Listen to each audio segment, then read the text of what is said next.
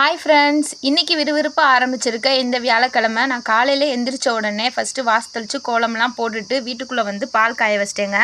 ஒரு அடுப்பில் பாலும் இன்னொரு அடுப்பில் வந்து சாப்பாட்டுக்கு உலையும் சேர்த்து வச்சாச்சு.